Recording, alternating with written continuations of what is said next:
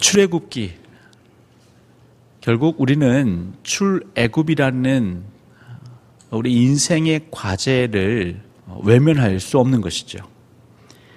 그래서 저희들이 그 내용을 지난 시간에 살폈고요. 특별히 오늘은 이제 2페이지, 이 출애굽 사건을 다룬 1장에서 18장의 내용 한번 먼저 살펴보려고 합니다. 먼저 여러분, 애굽에서의 삶은 무엇을 의미할까요? 애굽에서의 삶. 그곳에서의 삶에는 그래도 하루 세 끼 우리의 최소한의 삶은 보장되어 있습니다. 그런데 그곳에서의 신분은 노예요, 종이죠. 자유함이 없습니다. 우리가 무언가 선택하고 결정할 수 있는 것이 없습니다. 무엇보다 하나님을 예배할 수 없는 곳이 애굽인 것이죠. 물론 그곳에서는 자의가 아닌 타의에 의해서 예배할 수 없었지만, 문제는 더 심각해진 문제는 타의에 의해서 내 의지가 점점 소멸되는 것이 애굽이죠. 그러니까 억압하고 우상 숭배하고 특별히 그 먹는 문제에 집착하게 하면서 우리의 영적인 삶, 특별히 예배하는 삶이 흔들려지는 곳이 바로 애굽이라 할 수 있겠습니다. 그러니까 우리는 그 애굽에서 탈출해야 하는 것이죠. 그리고 출애굽기는 그 애굽에서 탈출한 얘기를 그리고 있습니다. 그러니까 그 출애굽기를 묵상할 때, 우리가 읽을 때에, 공부할 때에 우리 성도님들이 항상 마음에 떠올리시고 또 도전하시고 점검하시고 성찰하셔야 하는 것은 지금 내가 어디에 있는가입니다. 이 광주 동산교회는 어디에 해당하는가? 내 가정은 어디에 해당하는가? 지금 내 중심은 애굽에 있는 자인가, 광야에 있는 자인가, 아니면 시내 산에 머물고 있는 자인가, 아니면 가나안 땅에 있는 자인가? 분명한 것은 애굽에 있었던 사람들에게는 그들이 노예이기에 무엇이 없습니까? 소망이 없죠. 비전이 없죠. 400여 년 동안 그곳에 머물면서 알게 모르게 익숙해져 있는데, 그것은 그냥 하루하루 살아가는 삶에 익숙해져 있습니다. 그냥 매맞지 않고 살면 행복한 거죠. 아무 일 없이 지내면, 그냥 오늘도 무사히 보내면 그것만으로 감사한 것입니다. 그들에게 부여된 그 작업량, 그냥 항상 그 양만 고되고 힘들지만 내가 일해낼 수 있다면, 우리가 먹을 수 있는 양식을 주기에, 잠잘 수 있는 집이 있기에 전혀 문제되지 않는 곳 애굽. 그러다 보니까 소망도 없습니다. 간구도 없습니다. 눈물 흘리며 하나님을 찾고자 하는 그런 열정적인 예배도 없습니다. 바로 그것이 애굽인 것이죠.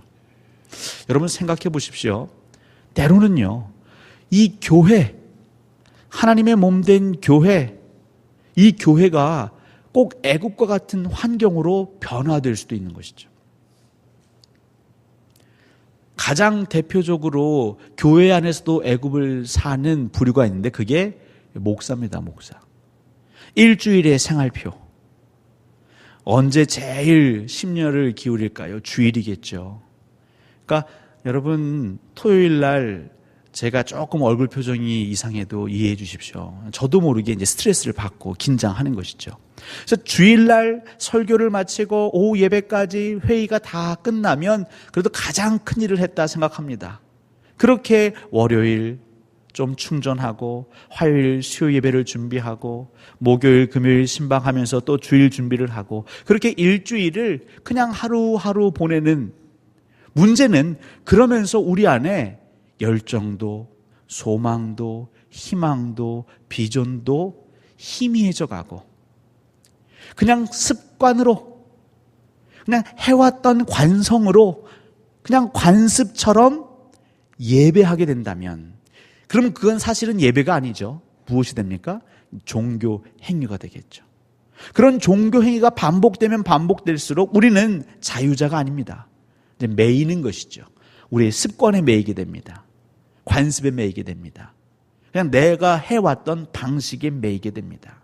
더 나아가서 우리가 서로서로 느끼는 그 평가. 목회자는 그래도 오늘 예배가 좋았다. 성도들이 많이 왔다. 헌금이 많이 들어왔다. 성도들의 얼굴 표정이 밝았다. 그럼 왠지 잘한 것 같고, 성도들의 얼굴이 왠지 어둡고 많이 결석하고 그러면 그냥 또 마음이 시무룩해지고, 그냥 그 가운데서 왔다 갔다 냉탕과 온탕을 왔다 갔다 하다 보면 여러분, 그것이 애굽에서의 삶과 다를 바가 없는 것이죠.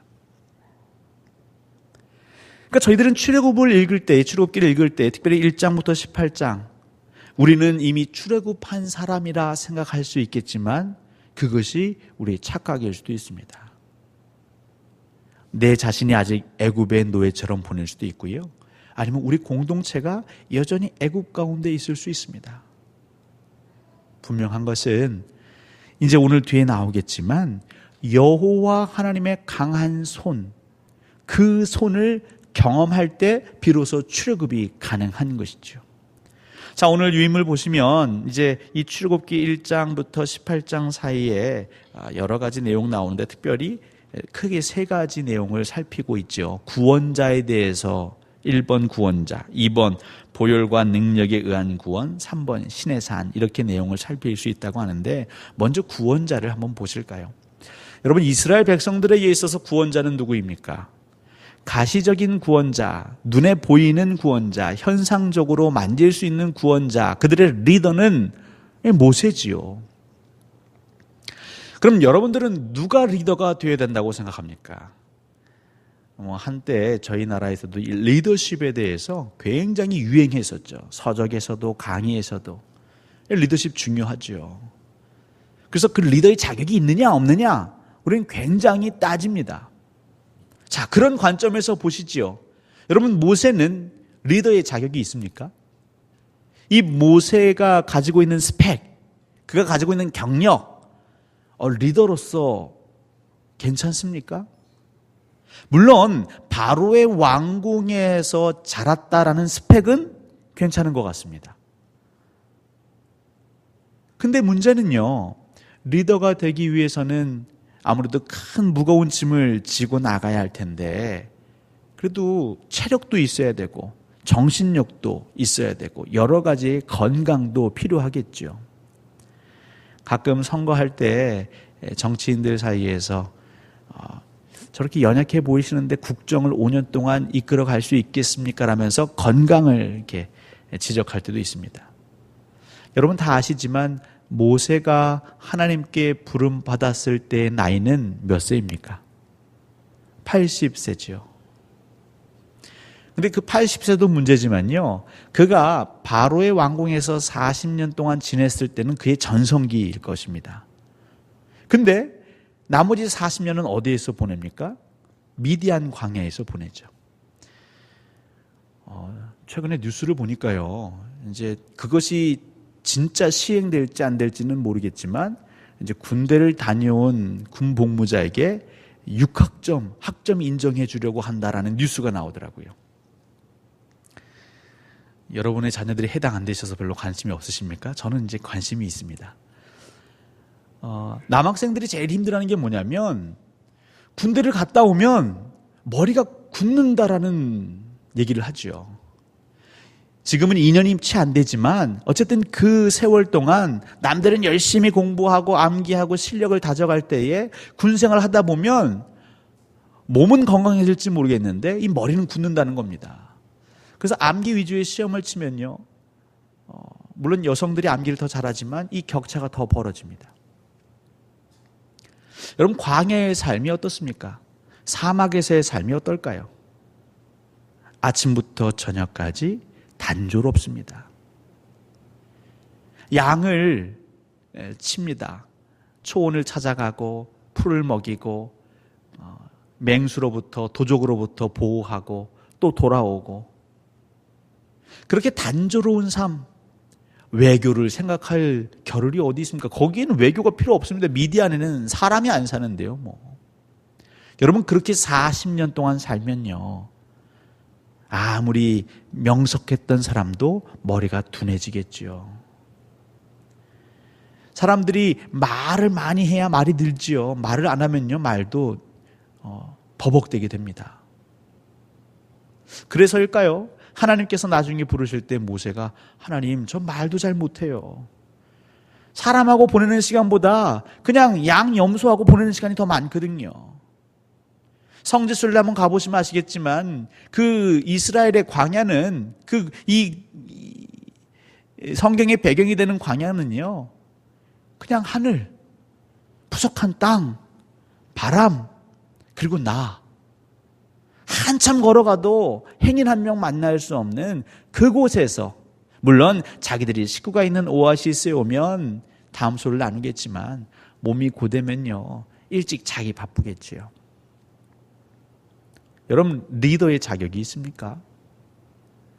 이런 모세가 그 장정만 60만이 되고 전체 인구는 200에서 300만 되는 그 어마어마한 공동체를 이끌고 갈 만한 자격이 있습니까? 여러분 신뢰하시겠습니까? 우리 광주 동산교회, 우리 교회도 사실 크다면 큰 공동체 아니겠습니까? 근데 이 공동체를 이끌고 가는 지도자를 세우는데 80세, 그것도 40년은 그냥 거의 무인도에 가까운 곳에서 홀로 지내시던 분이 딱 와서 제가 여러분들의 리더입니다, 제 말을 들으십시오 라고 한다면 여러분들은 어떻게 하시겠습니까? 쉽지 않죠. 그 리더의 권위에 순종하기가 쉽지 않죠.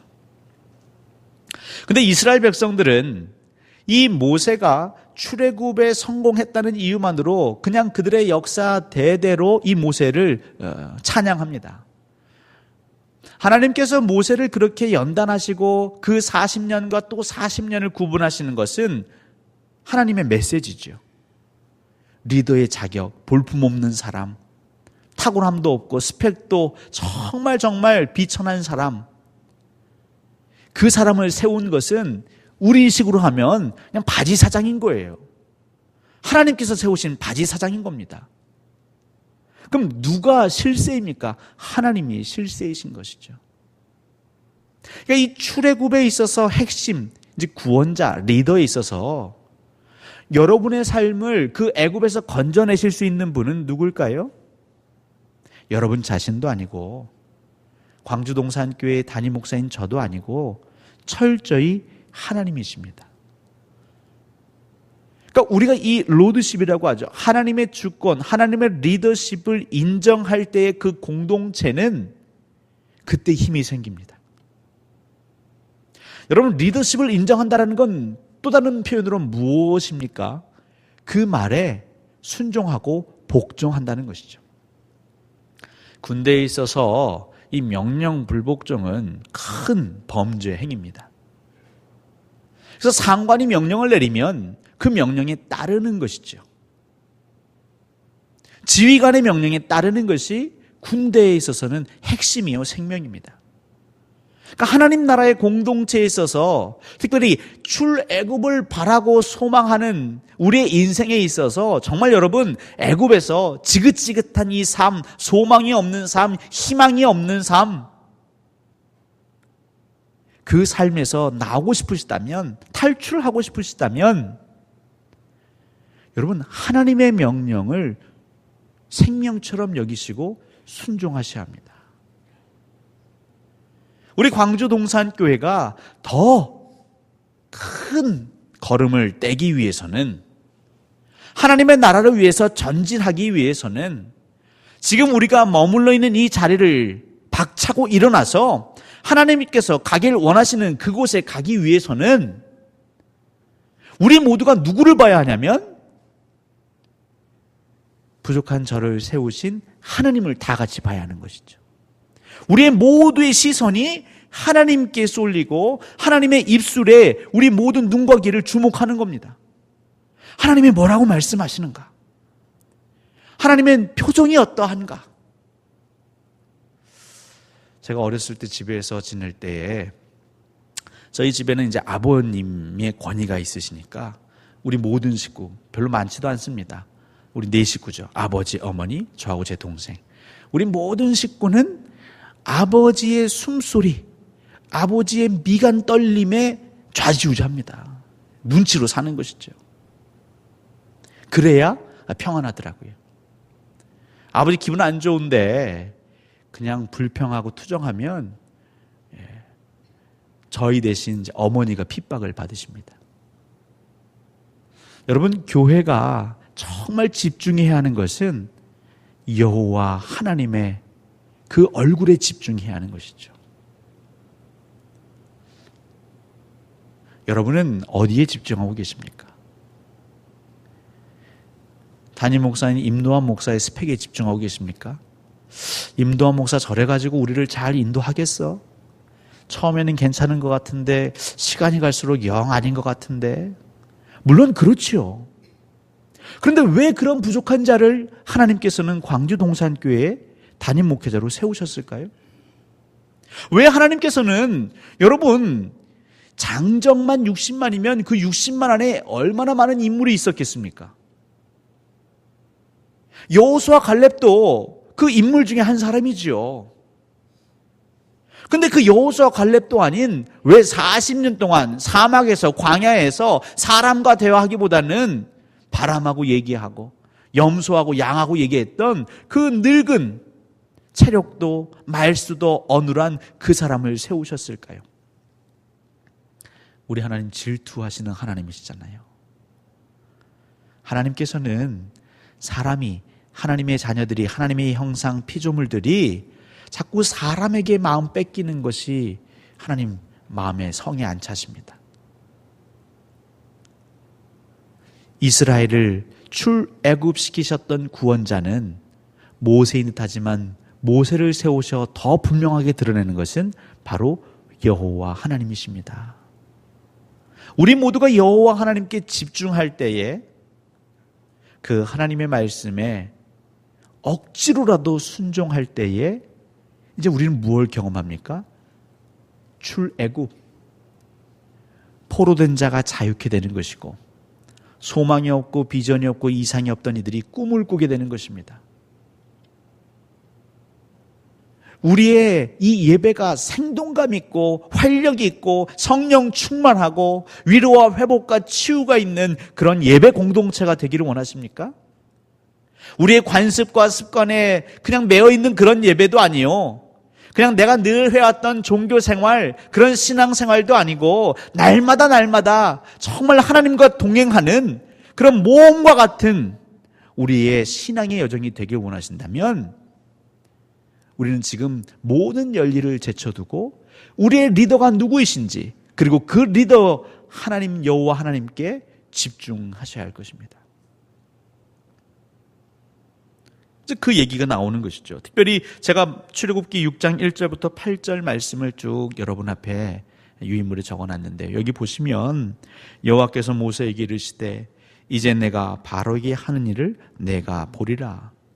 그러니까 모세에게 하시는 말씀입니다. 그러니까 모세가 바로 앞에서 행하는 것이 아니라 실제로는 여호와 하나님께서 바로 앞에서 일을 행하시지요. 강한 손으로 말미암아 바로가 그들을 보내리라. 강한 손으로 말미암아 바로가 그들을 그의 땅에서 쫓아내리라. 여러분, 여호와 하나님의 손이 강력하심을 믿으십니까? 우리 하나님께서 손 대시면 불가능이 가능으로 바뀌심을 여러분 믿으십니까? 이 믿음, 물론 우리 사람도 하나님의 형상으로, 하나님의 사역으로, 하나님의 마음으로 우리가 섬길 수 있습니다. 봉사할 수 있습니다. 하지만 목사가 성도를 찾아가 위로하고 신방하는 건 그냥 잠깐의 위로밖에 안 됩니다. 내 진짜 문제, 내가 정말 괴로워하는 문제, 오랜 세월 동안 곰고 그 쓴뿌리와 같은 그 고질적인, 구조적인, 근본적인 문제, 이건 누가? 바로 여호와께서 손을 대셔야 하는 것이죠. 여러분 믿으십시오. 하나님 손 대시면 해결됩니다. 하나님께서 정말 그 가운데서 임재하셔서 일하시면 한순간에 하루아침에 바뀔 수 있습니다. 우리 하나님은 그럼에도 우리로 하여금 인내케 하시는 것은 또 다른 섭리가 있으시겠죠. 분명한 건 여호와의 강한 손이 이스라엘 백성들을 그 애굽에서 출애굽해내는 것이죠. 우리의 삶, 물론 내가 예수 믿었지만 여전히 옛 사람 가운데에 우상 숭배 가운데 있다면 우리는 또 거기서 탈출해야 할 텐데, 누구의 손에 의지할 때에, 여호와의 손에 의지할 때 우리는 탈출할 수 있습니다. 저도 지금 이 무더위 때문에 여러 가지로 슬럼프에 있습니다. 무기력하고. 여러분 어떻게 더위 잘 보내고 계십니까? 제 나름대로 좀 계획을 세워서 우리가 건강한 영성을 유지하기 위해서는 또 우리 신체도 건강하게 다뤄야 되지 않겠습니까? 그래서 시간도 허투루 보내지 않고 좀 땀도 흘리고 좀 알차게 아기자기하게 시간을 보내려고 하는데요. 저는 작심 3일도 아니고요. 작심 3시간도 안 되는 거예요. 내 삶을 누군가 대신해서 구원해 줄 수 없습니다.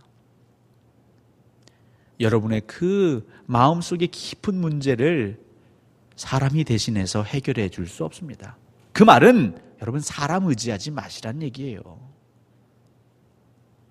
누가 내 편이 되고 저 사람에게 내 아신 소리 하면 저 사람이 나를 위로해 주고 나를 지지해 주겠지. 천만의 말씀입니다. 아니, 사람의 문제를 어떻게 사람이 해결해 줍니까? 저희 청소년들에게 제가 가끔 얘기하는 게 있습니다. 청소년들 되면 그때부터 어떤 게 되냐면 이제 관계성에 있어서 어렸을 때는 엄마 아빠가 그렇게 해줬고 엄마 아빠에게 상담했던 애들이 엄마 아빠와 관계가 좀 소원해집니다. 그러니까 고민이 생기면 누구하고 얘기하냐면 또래들하고 얘기하는 거예요. 친구들하고. 근데 또래들하고 얘기해서 그 고민이 해결되는 케이스를 제가 별로 보지 못했습니다.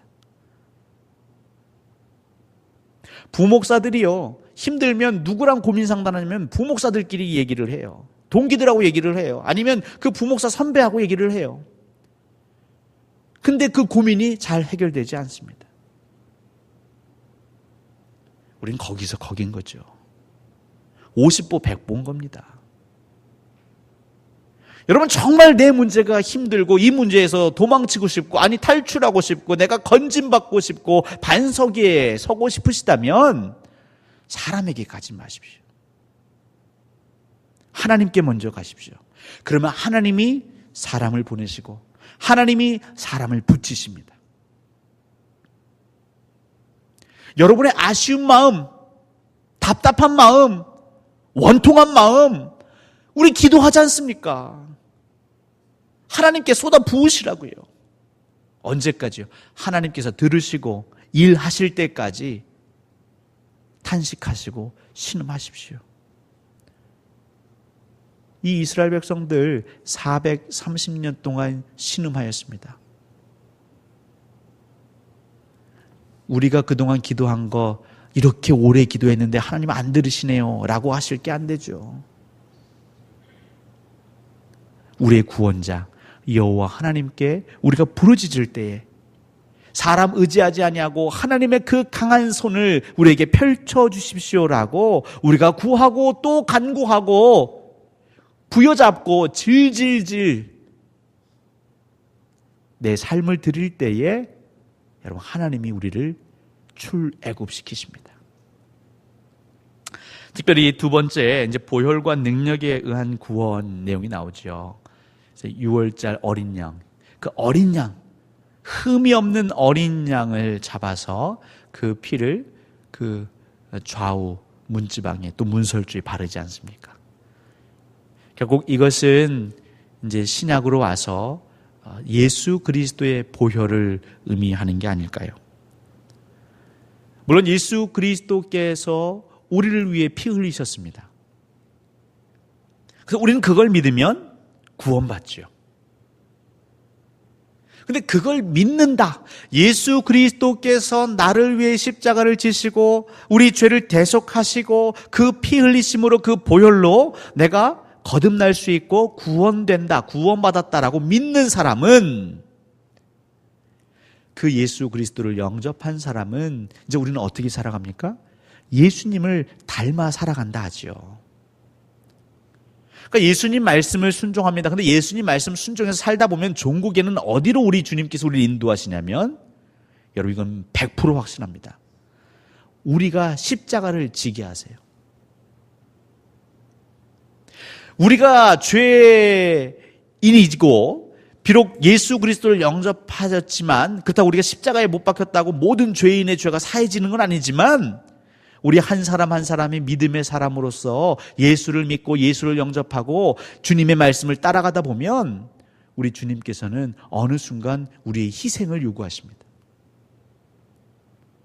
우리의 피를 요구하실 때가 있습니다.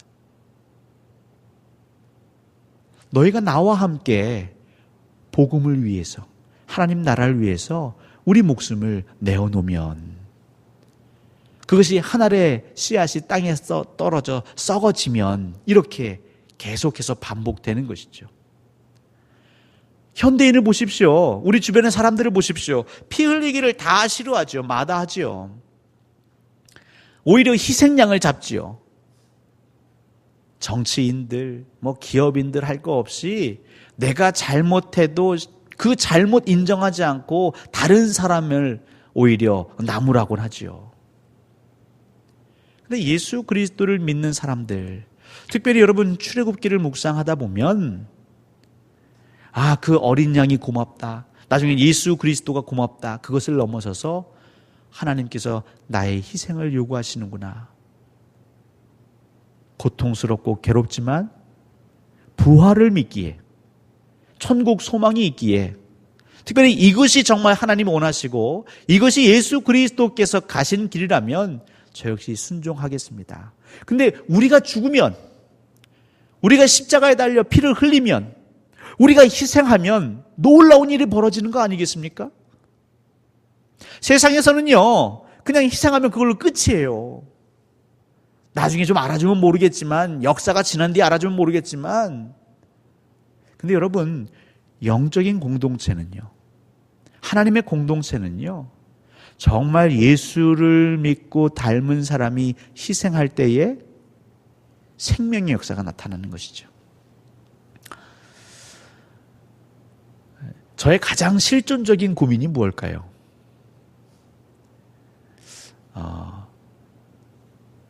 우리 성도님들도 종종 얘기하시는데 목사가 겸손하면 좋고 섬겼으면 좋겠습니다. 근데 저도 죄인인지라 고생하기 싫은 거죠.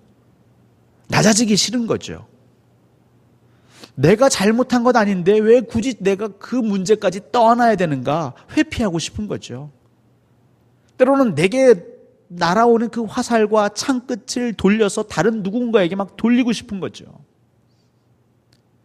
근데 여러분, 이제 목사가 그렇게 목회를 하면 이제 교회가 어떻게 되겠습니까? 사실 저 역시 아직 많이 두려운가 봅니다. 희생해야 하고 나의 십자가를 져야 하고 때로는 피 흘려야 하는데 그것이 두렵습니다. 여러분 위해서 기도해 주십시오. 정말 그 선택의 순간, 결정의 순간에 예수 그리스도를 선택하고 붙잡고 따를 수 있도록 기도해 주십시오. 저 역시 여러분들을 위해 기도합니다. 제가 목회하는 건 무엇을 위해 목회하냐면 여러분 한 분 한 분이 예수 그리스도를 닮는 그 삶을 살 수 있도록 목회하는 것이죠. 예수 그리스도를 닮아 살다 보면 종국에는요, 내게 주신 사명인 줄 알고 내가 희생하는 것입니다. 사람들은 몰라주고 그래 네 잘못이니까 네가 희생한 것이지라고 말할지 모르겠지만 하나님은 아시죠. 고맙다 말씀하실 겁니다. 그 희생, 그 헌신, 그 십자가를 지는 삶이 결국 우리 공동체를 출애굽하는 데에 하나하나 기초가 다져지는 것이지요. 이제 마지막 세 번째, 이제 시내산 얘기가 나오지요. 이제 우리가 다음 시간에 더 얘기를 하겠지만 이스라엘 백성들이 여러분 기적을 맛봅니다. 홍해가 갈라지고요. 그리고 그 애굽의 정예 부대원들이 다 수물당합니다. 아주 신납니다. 이제 자기들 세상 아니겠습니까? 이제 가나안 땅 그냥 저 코앞입니다. 근데 하나님께서는 그들을 어디로 인도하십니까? 시내 산으로 인도하시죠. 시내 산은 어떤 곳입니까? 하나님께서 임재하시는 산입니다. 하나님께서 모세를 부르신 산이고 하나님께서 모세를 통해서 이스라엘 백성들에게 지켜야 할 말씀을 주시는 자리가 시내 산이죠. 왠고하니 우리는 탈출은 했지만 애굽에서 빠져는 나왔지만 우리 뼛속까지 그 심령 그 깊은 곳까지 우리는 오염되어 있거든요.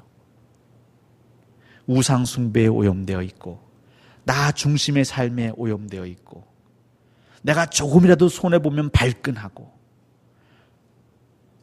다른 사람들의 갈등의 문제에 있어서는 얼마든지 우리가 여유 있고 인자하고 차분하게 대화할 수 있지만 그 갈등의 문제가 내 문제가 되고 내가 그 당사자가 되면 참을 수 없이 돌변해버리는 우리는 그런 존재거든요. 다른 이들에게는 말씀대로 사십시오 하면서 나는 말씀대로 살지 못하는. 그러니까 목사가 얼마나 불쌍합니까? 예? 설교 시간이, 설교 기회가 좀 그래도 적어야 할 텐데 우리 한국교회는 그렇지 않잖아요. 어쨌든 강단에서 하나님 말씀을 계속, 근데 이걸 다 녹음해서 녹화해서 저의 삶과 비교해 본다면요, 아마 여러분들 고개를 절레절레 흔드실 거예요. 이런 사람이 무슨 설교를 하냐고, 이런 자격 없는 사람이 무슨 하나님 나라의 목사라고 할 거냐고. 우린 그런 존재들입니다. 이런 존재들이 가나안 땅 가서 살면 어떻게 될까요? 그래서 하나님은 그들을 그 애굽에서 건져내시고 바로 어디로? 시내산으로 불러 모으시는 것이죠. 여러분, 교회는 그런 의미에서 시내산 같습니다. 우리가 왜 교회에 와야 되는가? 우리가 왜 말씀을 들어야 하는가? 그 말씀이 그 말씀 같은데 왜 우리는 말씀을 항상 들어야 하는가? 들어도 지나침이 없는 것이죠. 그리고 계속 반복해서 듣고 묵상하고 새기지 않으면 내 안에 죄성이, 내 안에 옛사람이 나도 모르는 사이에 나를 주장해버립니다. 그러니까 저 역시 최근에 좀 무덥고 제 일상의 삶이 흔들리고 좀 무기력해지고 그러다 보니까 저의 이제 안 좋은 성품, 특별히 운전하다가 욱하는 성품이 조금씩 다시 스물스물 올라오는 것이죠. 사랑하는 성도 여러분, 항상 우리는 신의 산을 중심으로 모여야 합니다. 말씀 중심으로. 하나님께서 여러분에게 뭐라 말씀하시는지, 하나님 우리 교회 공동체에 뭐라 말씀하시는지, 그리고 그 말씀으로 나를 쳐서 복종시키시고 내 뜻과 다를 때 내 뜻을 꺾을 수 있는 그런 신앙의 결단, 그런 희생이 필요한 것이죠. 광주 동산교회, 또 한국에 있는 수많은 교회들, 하나님은 오늘도 이 교회들을 출애굽시키려고 하십니다. 많은 이들이 설교를 듣습니다. 말씀을 듣습니다. 읽습니다. 그런데 안타까운 현실은 목사, 성도 할 것 없이 정말 그 말씀이 이루어질 것이라는, 하나님의 강한 손으로 역사할 거라는 정말 강력한 믿음으로 순종하고 따라가는 이들은 별로 찾아볼 수가 없습니다. 하나님 내게 말씀 주셔도 우리 스스로 해석하고 우리 스스로 합리화하고 우리 안에서 변명합니다. 하나님 그 말씀은 참 좋은데요, 2017년 상황에 맞지 않습니다. 하나님 그 말씀 참 좋은데요, 전제 조건이 필요합니다. 먼저 이것이 해결되면 제가 순종하겠습니다 라는 식으로 우리는 늘 변명하기에 바쁜 것이죠. 요즘 누가 이렇게 말씀처럼 살 수 있습니까? 하나님, 그냥 우리 식대로 사는 거 좀 이해해 주십시오. 이만큼 신앙생활 하는 것도 나쁘지 않지 않습니까? 라고 우리 스스로 타협하고 흔한 말로 희석시켜 버리는 것이죠. 그러다 보니까 우리 스스로는 거룩한 교회, 거룩한 공동체라고 하는데 점점 이 교회가 애굽화되고 있는 것이죠. 진리가 너희를 자유케 하리라 했는데 우리는 자유한 게 아니라 도리어 막 매입니다. 관습에 매이고 사역에 매이고 관계 가운데 그 감정, 상한 감정에 매이고 그러다 보니까 미래를 바라보고 꿈을 바라보고 이상을 바라보고 비전을 꿈꾸는 게 아니라 항상 과거를 바라보는 거죠.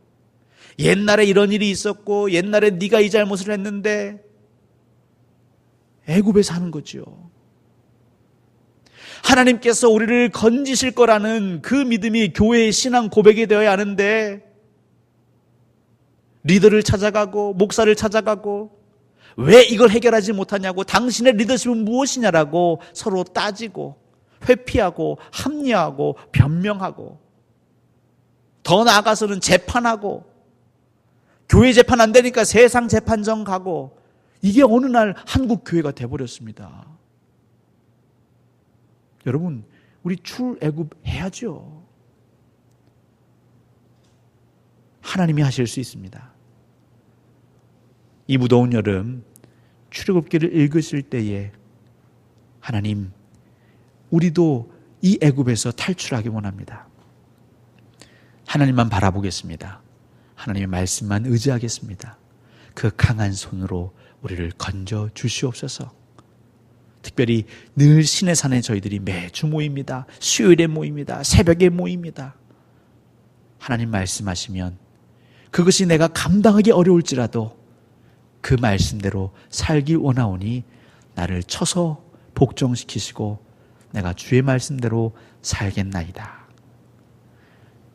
하나님은 이런 신앙의 고백을 기다리고 계시고 이 신앙의 고백으로 서는 한 사람이 있을 때에 그 의인 한 사람이 하나님의 공동체를 다시금 일으킬 것입니다. 제 욕심 같아서는 이 자리에 오신 여러분 모두 다 그 말씀에 사로잡힌 의인 되셔서 우리 광주 동산교회뿐만 아니라 우리 주변에 있는 다른 교회들도 여러분들이 일하고 있는 그 일터와 여러분의 이웃들까지도 다 출애굽시키시는 하나님의 사람 되시기를 예수 그리스도의 이름으로 간절히 축원합니다.